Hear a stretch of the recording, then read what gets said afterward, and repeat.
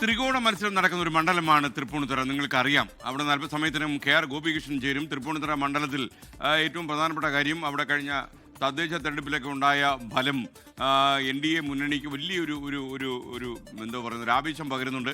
KR Gopikrishnan തൃപ്പൂണിത്തുറയിൽ ചേരുന്നു. Good morning Gopikrishnan. തൃപ്പൂണിത്തുറയിൽ അവിടെ നിൽക്കുമ്പോൾ എന്താണ് അവിടുത്തെ ഒരു സ്പന്ദനം നമുക്ക് മനസ്സിലാകുന്നത്? കൂടുതൽ വിവരങ്ങൾ.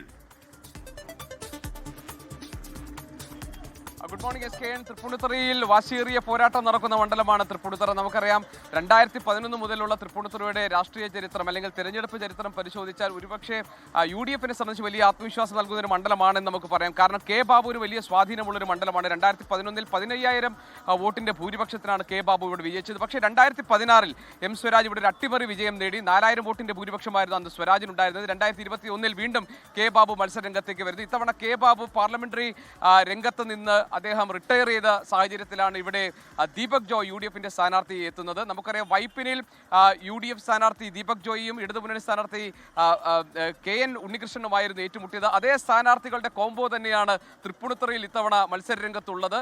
NDA-യുടെ സ്ഥാനാർത്ഥി അഞ്ജലി നായർ 2020 സ്ഥാനാർത്ഥി ഇവിടെ മത്സരരംഗത്തുണ്ട്. ഇപ്പോൾ ഇന്ന് പെസഹ വ്യാഴ ദിനമാണ്, ഔദ്യോഗിക അവധി ദിവസമാണ്. അതുകൊണ്ട് തന്നെ സ്ഥാനാർത്ഥികൾ കൂടുതലും ദേവാലയങ്ങൾ കേന്ദ്രീകരിച്ചുകൊണ്ട് പരമാവധി നേരിട്ട് വോട്ടർമാരെ കണ്ട് അവരുടെ വോട്ട് അഭ്യർത്ഥിക്കുന്ന തിരക്കിലാണ്. എന്നോടൊപ്പം ഉള്ളത് UDF സ്ഥാനാർത്ഥി ദീപക് ജോയ് ആണ്.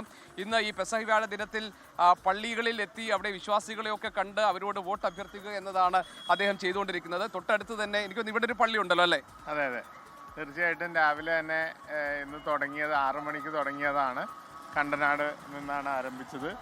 തീർച്ചയായിട്ടും വലിയ വിശ്വാസികളുടെ പ്രാർത്ഥന ദിവസം കൂടിയാണ്. തീർച്ചയായിട്ടും എല്ലാവരെയും ഒരുപാട് പേരെ ഒരുമിച്ച് കാണാൻ പറ്റുന്ന എന്നുള്ളത് ഒരു സ്ഥാനാർത്ഥിയോട് ചോദിക്കാൻ പാടാത്തൊരു ചോദ്യമാണ്. എങ്കിലും എത്രത്തോളം കോൺഫിഡൻസ് ഉണ്ട് ദീപകിന്? തീർച്ചയായിട്ടും ഇവിടെ UDF-ന്റെ വിജയം സുനിശ്ചിതമാണ്. കഴിഞ്ഞ 30 വർഷക്കാലം UDF-ന്റെ ഉറച്ച കോട്ടയാണ് ഈ മണ്ഡലം. കഴിഞ്ഞ തദ്ദേശ തെരഞ്ഞെടുപ്പിൽ ഉൾപ്പെടെ 2 പഞ്ചായത്തുകളും മുനിസിപ്പാലിറ്റി ഞങ്ങളുടെ കയ്യിലിരുന്ന മുനിസിപ്പാലിറ്റി നിലനിർത്താൻ സാധിച്ചു. തൃപ്പൂണിത്തുറയിൽ കഴിഞ്ഞ തവണ അതിന് മുന്നത്തെ തവണത്തെക്കാട്ടും സീറ്റുകൾ വർദ്ധിപ്പിക്കാൻ സാധിച്ചു. തീർച്ചയായും UDF-ന് അനുകൂലമായ വലിയ ജനവികാരമുണ്ട്. ഈ വൈപ്പിനിൽ താങ്കളുടെ എതിരാളിയായിരുന്ന ഉണ്ണികൃഷ്ണൻ തന്നെയാണ് ഇവിടെയും താങ്കളുടെ എതിരാളി. മാത്രമല്ല ഇപ്പോൾ ഈ നഗരസഭയുടെ കാര്യം പറയുമ്പോൾ തൃപ്പൂണിത്തുറ മുനിസിപ്പാലിറ്റി ഇത്തവണ പിടിച്ചെടുക്കാൻ കഴിഞ്ഞ ഒരു ആത്മവിശ്വാസം 40 വർഷങ്ങൾക്ക് ശേഷം അങ്ങനെ ഒരു ആത്മവിശ്വാസത്തിലാണ് BJP ഉള്ളത്. അപ്പോൾ NDA സ്ഥാനാർത്ഥി ഇതുപോലെ തന്നെ വിജയപ്രതീക്ഷയിലാണ് ഈ പോരാട്ടത്തിന് ഇറങ്ങിയിരിക്കുന്നത്. ഇവരെ 2 എതിരാളികളെ എങ്ങനെ കാണുന്നു? തൃപ്പൂണിത്തുറ മുനിസിപ്പാലിറ്റിയുടെ കാര്യത്തിലാണെങ്കിൽ ഞാൻ നേരത്തെ പറഞ്ഞതുപോലെ തന്നെ കഴിഞ്ഞ തവണത്തെക്കാട്ടിയും സീറ്റ് വർദ്ധിപ്പിച്ചുകൊണ്ടാണ് കോൺഗ്രസിന് നില മെച്ചപ്പെടുത്തിക്കൊണ്ടാണ് ഈ പ്രാവശ്യത്തെ റിസൾട്ട് വന്നിരിക്കുന്നത്. കഴിഞ്ഞ തവണ ഉണ്ടായിരുന്ന സീറ്റുകളിൽ നിന്ന് 4 സീറ്റ് അധികം ഞങ്ങൾ ജയിക്കാൻ സാധിച്ചു തൃപ്പൂണിത്തുറ ടൗണിൽ. തീർച്ചയായിട്ടും വലിയ വിജയം സുനിശ്ചിതമാണ്. ഇടതുപക്ഷത്തെ ജനങ്ങൾ വെറുത്തു കഴിഞ്ഞു. തീർച്ചയായിട്ടും ഇത്രയും BJP വോട്ടുകൾ നിർണായകമാകുമെന്ന് പറഞ്ഞാൽ BJP വോട്ടുകൾ ഇത് UDF-ന്റെ മണ്ഡലമാണ്. ഇതിനകത്ത് വോട്ടുകൾ UDF-ന് അനുകൂലമായി തന്നെ ഉള്ള മണ്ഡലമാണ്. K ബാബുവിന്റെ ശിഷ്യൻ, ചെറുപ്പക്കാരനായ സ്ഥാനാർത്ഥി, ഇതൊക്കെ ആയിരിക്കും ഒരുപക്ഷെ UDF-ന്റെ സ്ഥാനാർത്ഥി എന്ന നിലയിൽ താങ്കൾക്ക് മേന്മയായി മാറാൻ പോകുന്നതെന്നാണ് എൻ്റെ ഒരു വിലയിരുത്തൽ. ജനങ്ങളുടെ എല്ലാവരുടെയും വോട്ട് നേടാൻ UDF-നാകും. തീർച്ചയായും കഴിഞ്ഞ ഉമ്മൻചാണ്ടി സർക്കാരിൻ്റെ ആവർത്തനമുണ്ടാവും പുതിയ ഗവൺമെൻറ്റിൽ. തീർച്ചയായും ജനോപകാരപ്രദമായ പദ്ധതികളും ഇവിടെ രാഹുൽ ഗാന്ധി ഉൾപ്പെടെ പ്രഖ്യാപിച്ചു കഴിഞ്ഞു.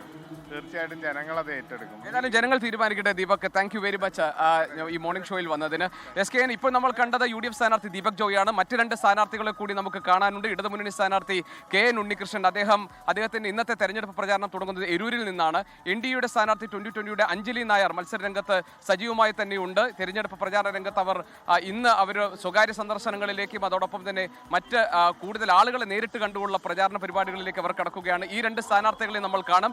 തൃപ്പൂണിത്തുറയുടെ രാഷ്ട്രീയ ചരിത്രം നമ്മൾ നേരത്തെ പരിശോധിച്ചു. അതുകൊണ്ട് തൃപ്പൂണിത്തുറയിൽ പ്രധാനമായും ഇത്തവണ ചർച്ചയാകാൻ പോകുന്നത് വികസന പ്രവർത്തനങ്ങൾ തന്നെയാണ്.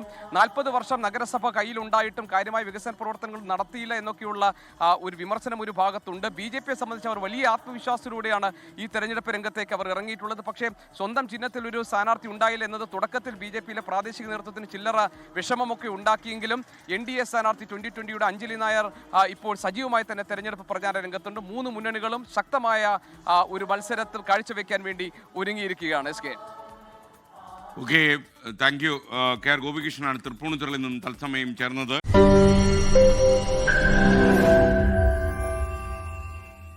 ലോകത്തെവിടെയായാലും ഏത് സമയത്തും 24 വാർത്തകളും ഓഗ്മെന്റഡ് റിയാലിറ്റി പാക്കേജുകളും എക്സ്പ്ലെയിനറുകളും വിശദമായി കാണാൻ ഞങ്ങളുടെ യൂട്യൂബ് ചാനൽ നിങ്ങൾക്ക് സബ്സ്ക്രൈബ് ചെയ്യാം.